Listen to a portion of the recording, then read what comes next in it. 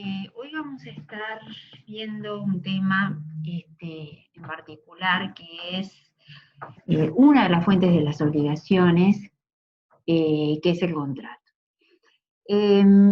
Nosotros de alguna forma estuvimos analizando, ustedes han analizado a través del curso, una serie de aspectos vinculados con esos actos o esos hechos que tienen relevancia jurídica, que van a tener consecuencias jurídicas, de carácter general, y dentro de eso, cuando estuvieron viendo la diferencia entre estos actos y estos hechos, este, queda claro que uno de los elementos por los cuales los sujetos quedan obligados es a través de la manifestación de la voluntad.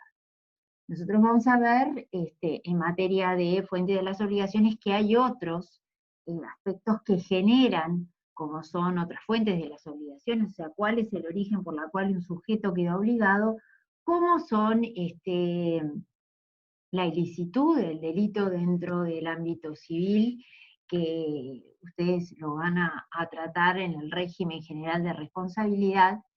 Pero acá básicamente lo que vamos a hacer es una introducción a aspectos que tienen que ver con entender una de las fuentes de las obligaciones, como son los contratos, que son generadores de obligaciones. Eso significa una. ¿Qué es una obligación?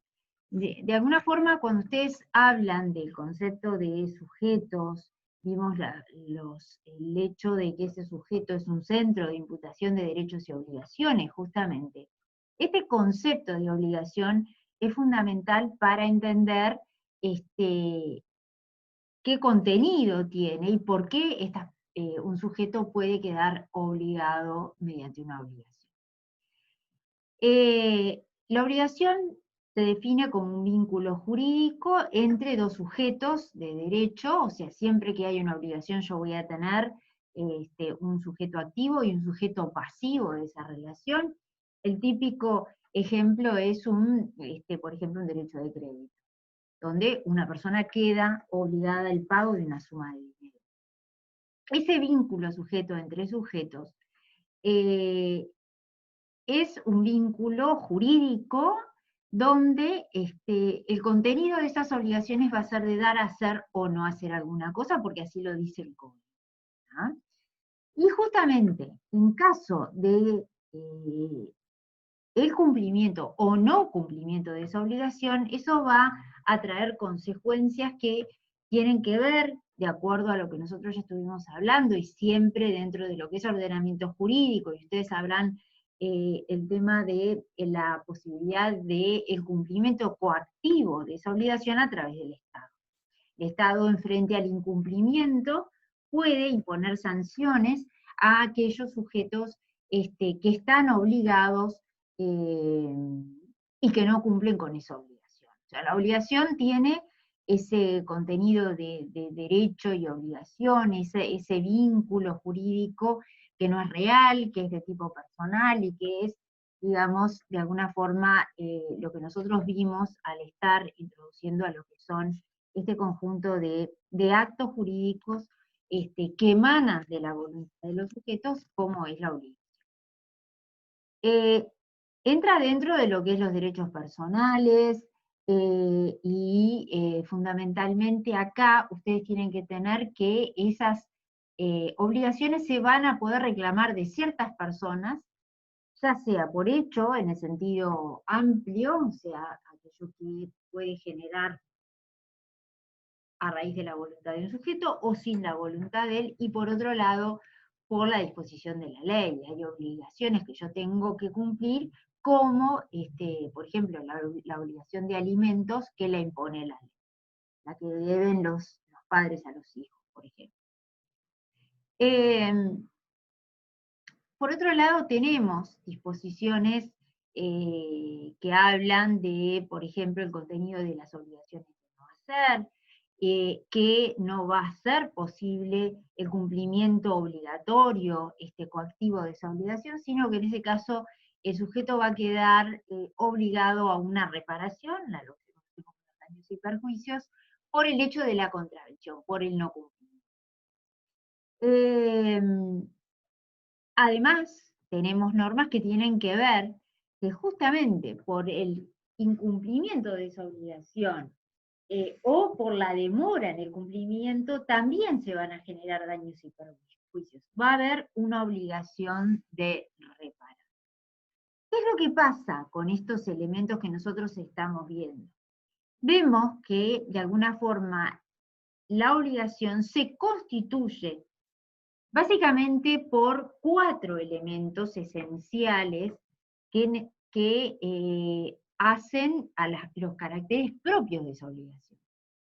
En el código, yo diría que el conjunto más importante de normas que nosotros tenemos en materia de obligaciones, mejor dicho, de normas en el Código Civil, es todo el régimen de las obligaciones, así como nosotros vamos a ver ahora enseguida los contratos y las distintas modalidades que están reguladas en el Código, los contratos que regula el Código Civil, más allá de leyes especiales que nosotros vamos a ver, por ejemplo, como la ley 14.219, que es la ley de arrendamiento, cuando veamos el contrato de arrendamiento.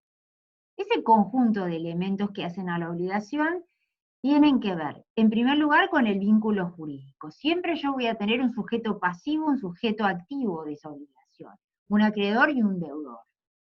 Muchas veces esas obligaciones, vamos a ver, en un contrato son conmutativas, son equivalentes y recíprocas también. Pero siempre, en principio, para que haya ese concepto de obligación, tiene que existir esos dos sujetos. Obviamente, por lo tanto, necesariamente esas obligaciones se entablan entre sujetos. O sea, que yo quedo obligado frente a otro sujeto. El objeto va a ser la prestación. El contenido, vamos a ver que ese contenido de esa prestación, y lo dice la ley, tiene 4 contenidos básicos, que es el dar, hacer o no hacer, y ya acabamos de ver cuáles son las consecuencias, por ejemplo, en el caso del no cumplimiento de esa obligación. Pero justamente el contenido de la prestación o el objeto de esa obligación no puede tener otro contenido que. Vamos a ver que también, y en materia de contratos, yo puedo establecer otras condiciones, como por ejemplo un plazo, puedo establecer una condición, otra serie de elementos que hagan al cumplimiento de esa obligación. Pero básicamente ese es el único contenido que puedo. El otro elemento es el hecho de tener un interés del acreedor, por el cual yo, que no emana tanto, y ahora lo vamos a ver, de lo que es la intención. Muchas veces cuando uno habla del interés tiene que ver con ese interés subjetivo. Vamos a ver que, por ejemplo, en materia de contratos hay aspectos que específicamente tienen que tener, por ejemplo, un contenido patrimonial. Entonces, vamos a ver que si bien yo puedo estar frente a contratos que sean cuya causa sea, por ejemplo, una liberalidad, siempre va a haber un interés que tiene que ver con, con ese elemento, digamos, de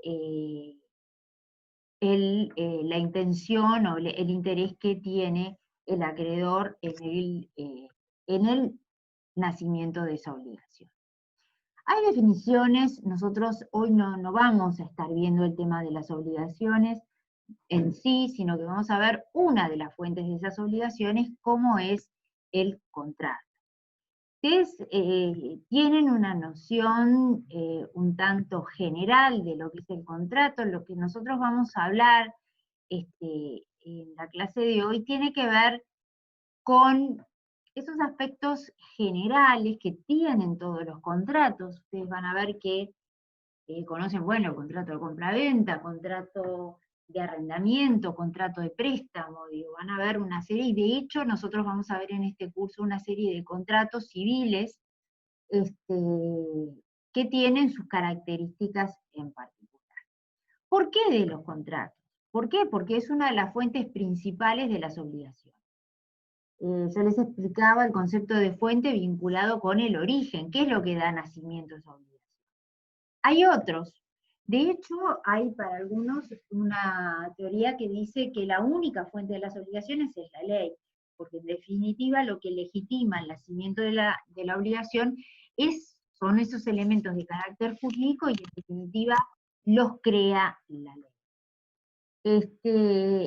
Pero además el código regula otras fuentes de las obligaciones y básicamente habla de 4 fuentes.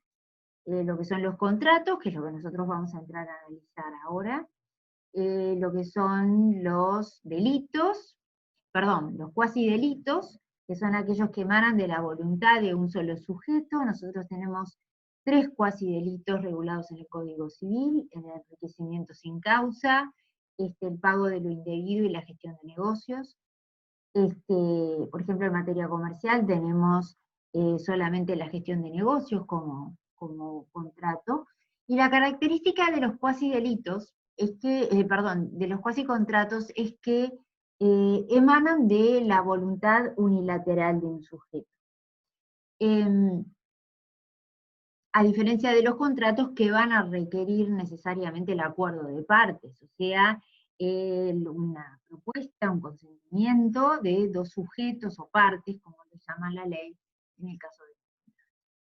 Después tenemos otra fuente como son los delitos, y los delitos estamos no de los delitos penales, sino dentro de lo que son los delitos civiles. Y estos delitos civiles tienen que ver con el régimen de responsabilidad, que puede ser contractual o extracontractual. Y por otro lado tenemos los cuasidelitos, que justamente donde falta ese elemento subjetivo, que es el elemento intencional, para hacer una categorización un poco general de lo que son las fuentes de las obligaciones. Yo les decía que la fuente fundamental de las obligaciones son los contratos. Y bueno, ¿y qué es un contrato? El código lo define. En realidad es una definición bastante descriptiva. Fíjense que el artículo 1247 habla de una convención que implica justamente un negocio jurídico. Esto entra dentro de lo que son los negocios jurídicos, los actos jurídicos, o sea, aquellos que requieren para su formación el elemento de la voluntad, o sea, es una manifestación de voluntad. Dicho sea de paso, esa convención, ese acuerdo se forma por una propuesta, una manifestación de voluntad recepticia que, unida con la aceptación, van a formar ese contrato. Es una convención, como dice, donde una parte se obliga para con la otra, es un vínculo entre sujetos, o ambas se obligan recíprocamente. Vamos a ver ahora justamente los caracteres, pero necesariamente en cualquier contrato yo requiero 2 o más partes. Digo, porque puede haber contratos plurisubjetivos, como por ejemplo el contrato social, del contrato de sociedad civil o el contrato de sociedad comercial, que puede estar integrado por más de 2 sujetos, pero necesariamente como mínimo yo requiero 2. Donde esas partes se obligan recíprocamente, ¿ah? Vamos a ver que siempre ese contrato necesariamente es bilateral, y el contenido a lo que se pueden obligar es, como yo les decía, dar, hacer o no hacer, que en definitiva es el contenido de las obligaciones, como lo acabamos de analizar. ¿Qué caracteres tiene?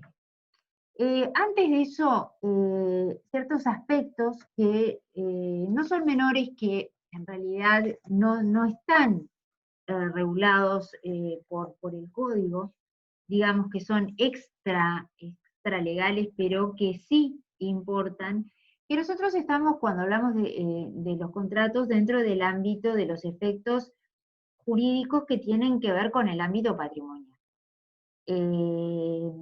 Más allá de lo que yo les decía, que puede haber contratos que sean gratuitos, estoy siempre vinculando al contrato con un sentido patrimonial, o sea, ese concepto que nosotros ya estuvimos analizando en otras clases, que otros hablan de, por ejemplo, el objeto de las obligaciones, que se trate de bienes que se encuentran en el comercio.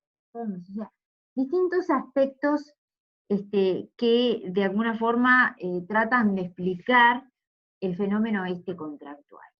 Por otro lado, estamos en un acto intervivos, a diferencia de lo que es en una sucesión, que nosotros también vimos, los caracteres por lo pronto generales como uno de los modos de adquirir, Y justamente acá nosotros estamos en un contrato, el contrato va a generar obligaciones entre.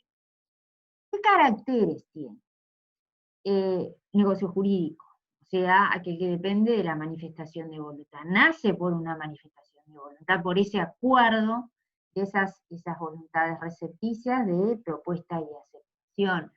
Vamos a ver que en el contrato hay varias etapas, una primera etapa de tratativas, una segunda etapa del perfeccionamiento, cuando ese contrato efectivamente queda firme y obliga a las partes, y otra parte de ejecución, ¿no? Una parte donde esas obligaciones que emanan de ese contrato se van a tener que ejecutar.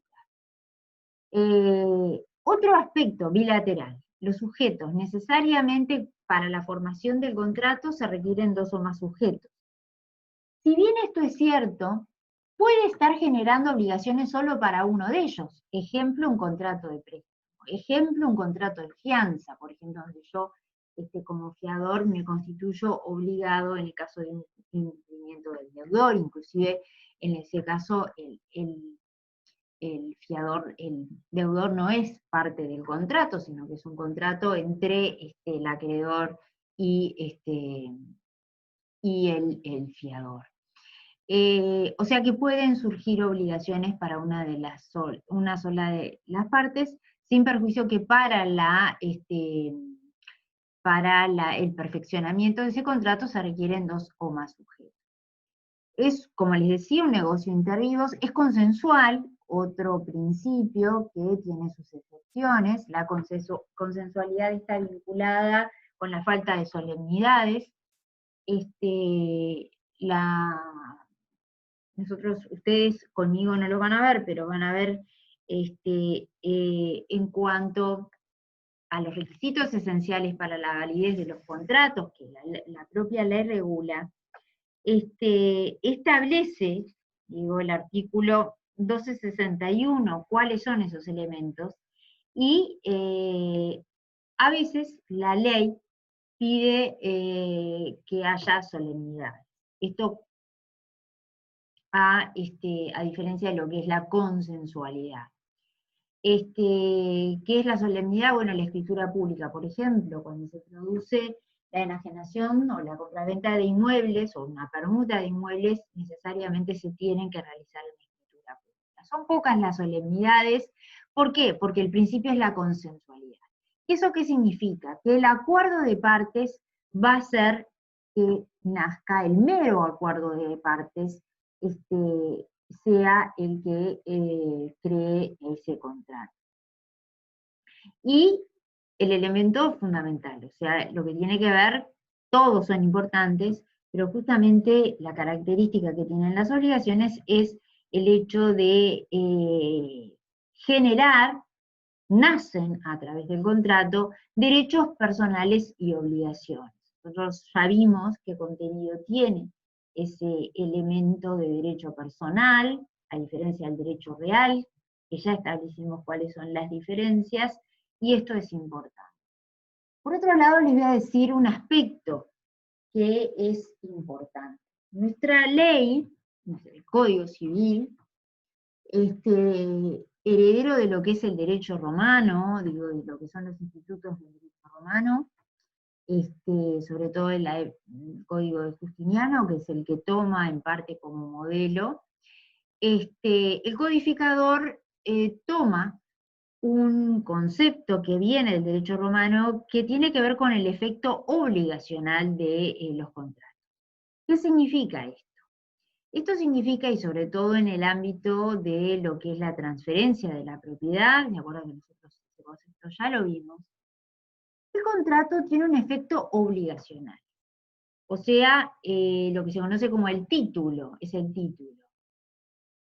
Pero para que se produzca la efectiva traslación del dominio, que haya una transferencia de la propiedad de un sujeto a otro, no basta el título, sino que nuestro régimen, y heredero, como yo les decía, de lo que era el Código Romano, la codificación o el derecho romano, mejor dicho, requiere un modo. Ustedes ya vieron los modos de adquirir en este sentido, y acá es importante que tengan en cuenta esos conceptos porque para que efectivamente se produzca esa transferencia de la propiedad se requiere el modo. ¿Qué quiere decir esto? Que el contrato tiene un contenido obligacional. O sea, yo quedo obligado por ese contrato. Dependerá, digo, puedo cumplirlo de forma voluntaria, puedo cumplirlo de la forma natural, que es justamente la forma de extinguir las obligaciones, que después ustedes lo van a ver, que es fundamentalmente cumplimiento. Imagínense un contrato de compraventa, bueno, yo me obligo, una parte se obliga al entregar la cosa y el otro a pagar el precio.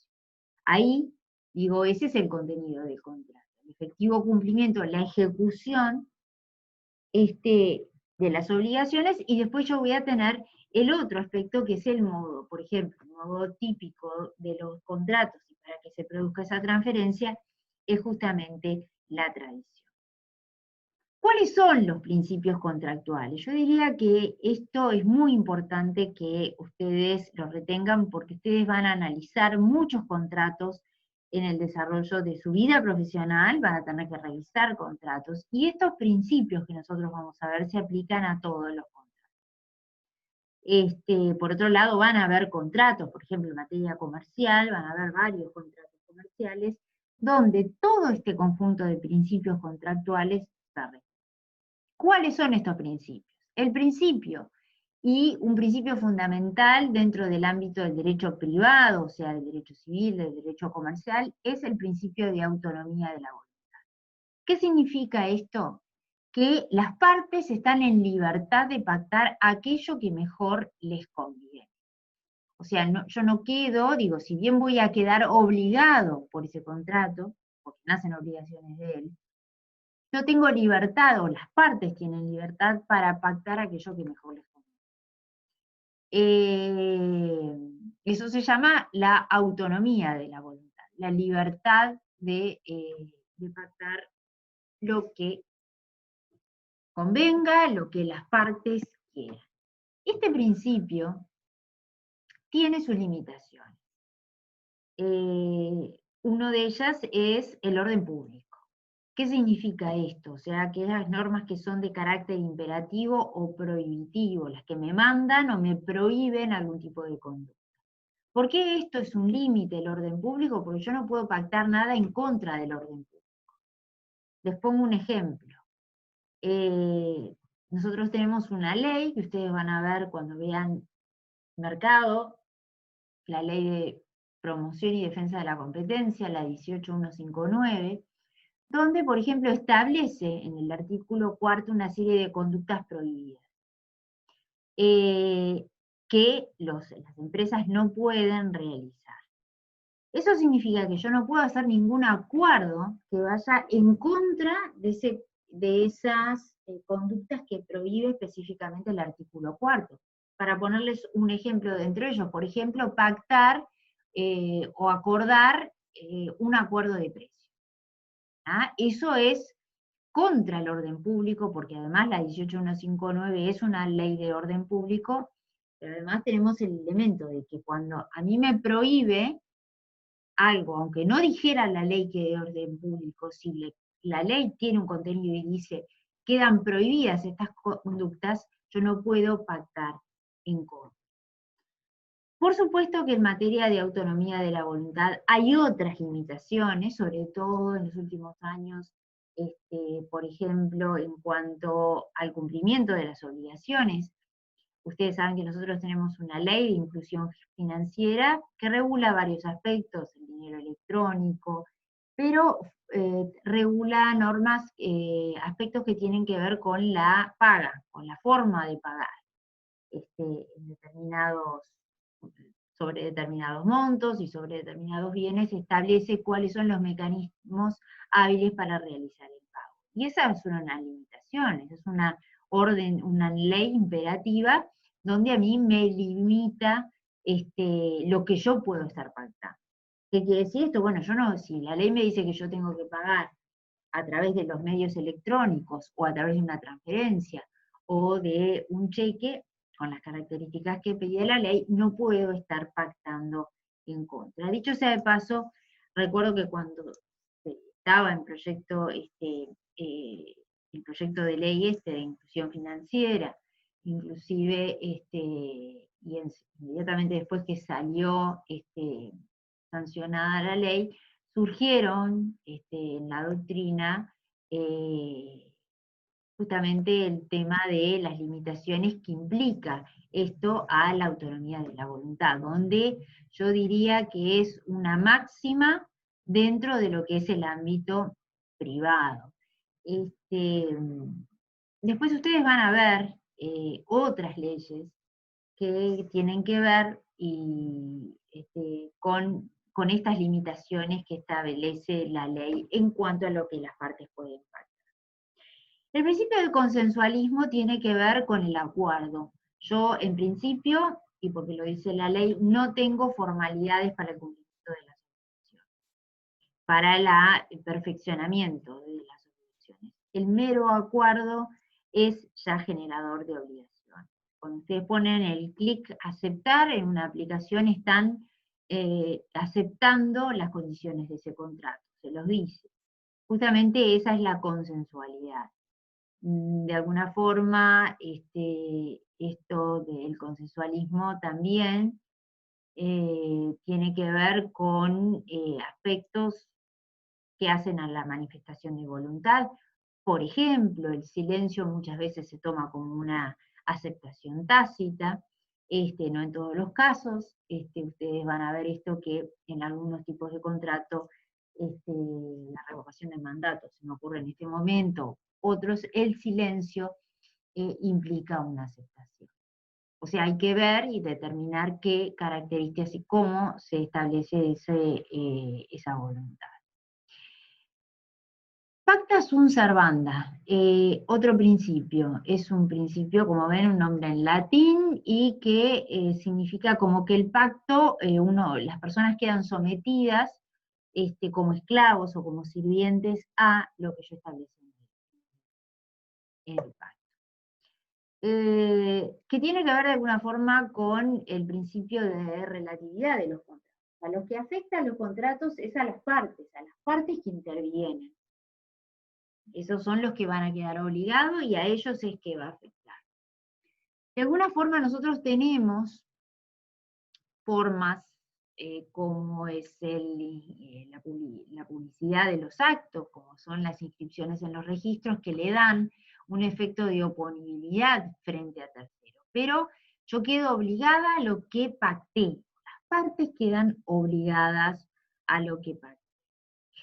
El principio de buena fe, que nutre a todo lo que es el orden jurídico, el principio de buena fe, y que de alguna forma ustedes ya ese concepto lo han manejado en otros ámbitos. Bueno, acá tiene una relevancia fundamental el tema de la buena fe, donde cada vez cobra más relevancia, no digo que antes no lo tuviera, pero nosotros tenemos hoy por hoy una serie de por nombrarles algo, códigos de ética, digo, que tienen que ver con ese concepto de un comportamiento honesto que tienen que tener las partes. Eso no significa que yo puedo no cumplir, o digo, eso queda en la libertad las partes que quedan obligadas. Pero el principio fundamental tiene que ver con, se habla de un comportamiento honesto, un comportamiento sincero, fiel, digo, que tiene que tener los contratantes en el momento de la realización del contrato.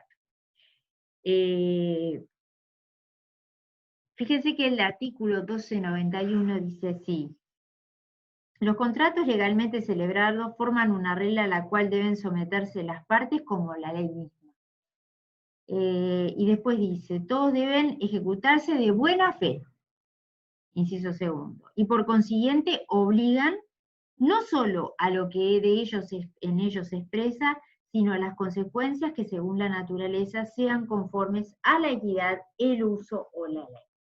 Nosotros no, el objetivo de esta introducción no es ahondar, analizar en forma profunda. Miren que esto son temas que se tratan hasta ahora, desarrollos de lo que tiene que ver con la teoría del contrato, se me ocurre en este momento Gamarra, Lengio, digo, principios que están siendo revisados en esta materia. Pero claramente, y de lo que surge el 1291, ustedes ven que no solamente queda obligado a aquello que se pactó, ¿tá?, de buena fe, porque aparte es ese comportamiento honesto que pide, sino también a todas las consecuencias, como dice ahí, que surjan por la naturaleza conforme a la equidad, el uso y a la ley. O sea, que tiene un efecto parecería mucho más amplio, es un tema bastante complejo, no lo vamos a analizar.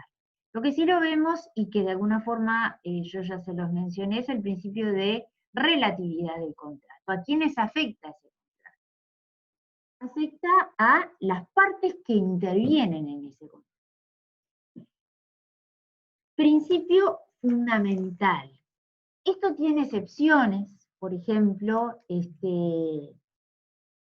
la estipulación para otro, que ustedes no la vamos a ver ahora, pero se las nombro, o el acuerdo de Portefort, que después lo van a ver, pero son excepciones al principio de relatividad de los contratos.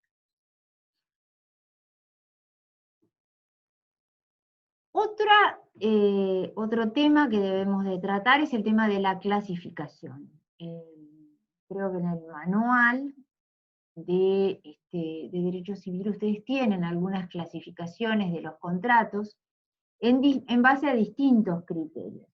Esto que está ahí en la presentación es a modo de ejemplo, y por lo pronto vamos a hablar, porque además van a ser conceptos que ustedes los van a utilizar, los tienen que conocer bien como en otras ramas del derecho. Por ejemplo, una clasificación que tiene que ver con los sujetos que quedan obligados.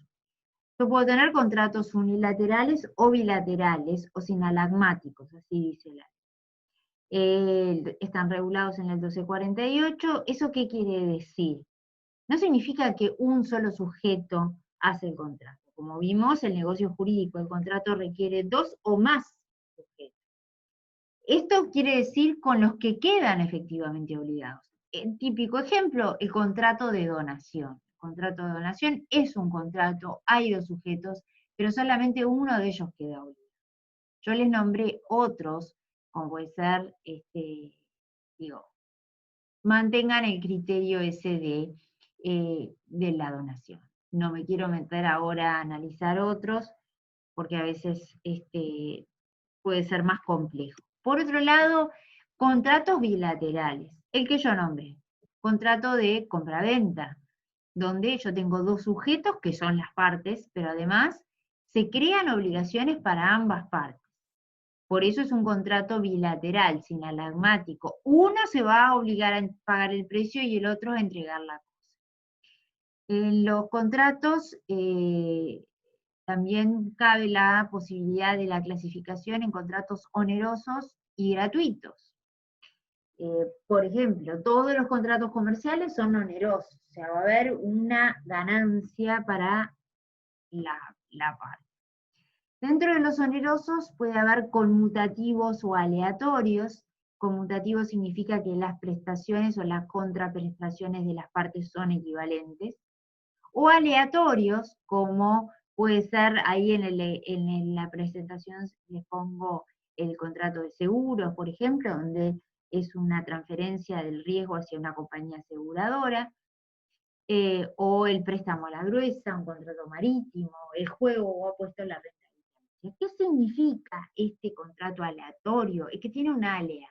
¿Qué significa? Que va a haber uno que gane y el otro que pierda, en un lenguaje vulgar. El ejemplo, el contrato de seguro. Saco hoy el seguro contra incendios y hoy se incendia mi casa. ¿Ah? La compañía aseguradora va a tener que asegurar. Yo pagué una cuota nomás y va a tenerme que indemnizar, va a tenerme que pagar ese riesgo, que surge del contrato de seguros.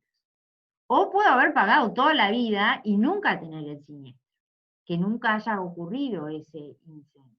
Y bueno, esa es justamente el alea, o sea, lo que hace que no sean conmutativas equivalentes las contraprestaciones. Contratos principales y accesorios. El contrato principal, cualquier tipo de contratos, el accesorio depende, depende de su existencia de otro contrato. Típico contrato de accesorio, contrato de garantía, contrato de prenda o el contrato de hipoteca. ¿Qué pasa? Yo puedo sacar un préstamo en el banco, ese va a ser el préstamo, ese contrato de préstamo es el contrato principal, y voy a tener contratos accesorios como son el contrato de garantías que me pide a mí el banco. Que justamente esa característica de la accesoriedad del contrato hace que ese contrato accesorio va a seguir la suerte del principal.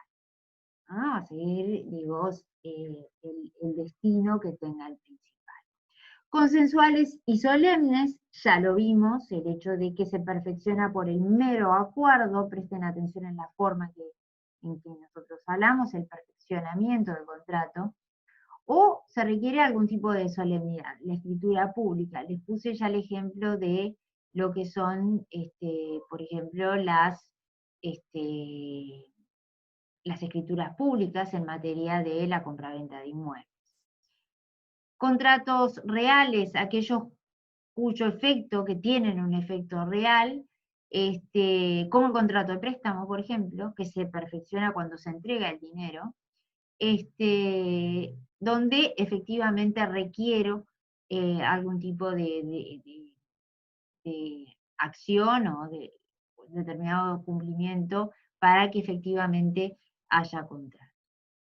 Contratos nominados e innominados, contratos nominados, contrato de compraventa, donación, renta vitalicia, contratos que están, que tienen una ley, o estas que yo les señalo que están en sede del Código Civil, pero que tienen esa característica justamente de que tienen una ley o tienen una regulación especial.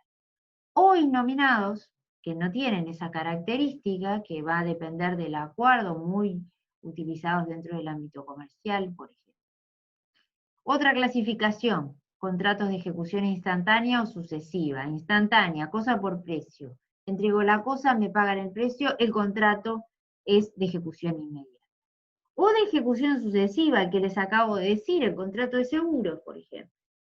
Es un contrato que su ejecución se dilata en el tiempo. De ejecución sucesiva. Contratos de arrendamiento. Hay otros, pero bueno, en general tienen esta característica. Por último, la formación de los contratos. Nosotros tenemos en la formación de ese contrato varias etapas, un periodo precontractual, que es anterior al perfeccionamiento, son las tratativas, es donde hay esa invitación a contratar, esa oferta, de la naturaleza que se trate. Por otro lado, tenemos otra etapa que tiene que ver con el perfeccionamiento de ese contrato, donde se perfecciona por esa propuesta y esa aceptación, donde hay una manifestación de voluntad en la propuesta y una aceptación con esa voluntad unilateral, recepticia, como les decía. Y finalmente, perfeccionado, voy a ir a la otra etapa, que es la etapa de ejecución, del cumplimiento de las obligaciones que surgen de ese contrato. Yo hoy les hablaba de la paga, pero tenemos otras formas de extinguir las obligaciones que nacen de ese contrato. Por ejemplo, la compensación. Y otros institutos que ustedes los van a analizar con más profundidad en otra clase, que tienen que ver justamente con estas distintas etapas para la formación de los contratos. Bueno, y por acá estaríamos dejando el tema de contratos, las caracteres generales. Ahora después ustedes van a ver estas distintas etapas y así como los elementos tanto esenciales, esos a los que yo les estuve señalando en el 1291 del Código Civil, como una serie de elementos accidentales o accesorios que después van a estar analizando, lo mismo que características tienen las partes, así como después en otros cursos van a ver justamente contratos en particular, como en materia comercial, que tienen una serie de obligaciones, como es el propio contrato social, por ejemplo. El contrato, para hacer una sociedad, yo necesariamente requiero un contrato, ¿no? Es una de las formas de análisis del fenómeno societario, es a través del contrato, así como también el tema de ese sujeto que se constituye a través de lo que se conoce como una sociedad regularmente constituida, que tiene que atravesar una serie de pasos vinculados de acuerdo al tipo social que yo haya adoptado. O sea que la sociedad es también un contrato y se rige por esta serie de principios generales que nosotros estamos viendo, siendo obviamente un contrato que va a generar obligaciones, siendo la principal el hecho del aporte. Es típico del contrato social, donde no existe en otro tipo de contrato esa obligación. Bueno, y por acá estaríamos dejando los aspectos generales del tema de los contratos. Seguimos después en otra clase con otros temas. Bueno, hasta luego.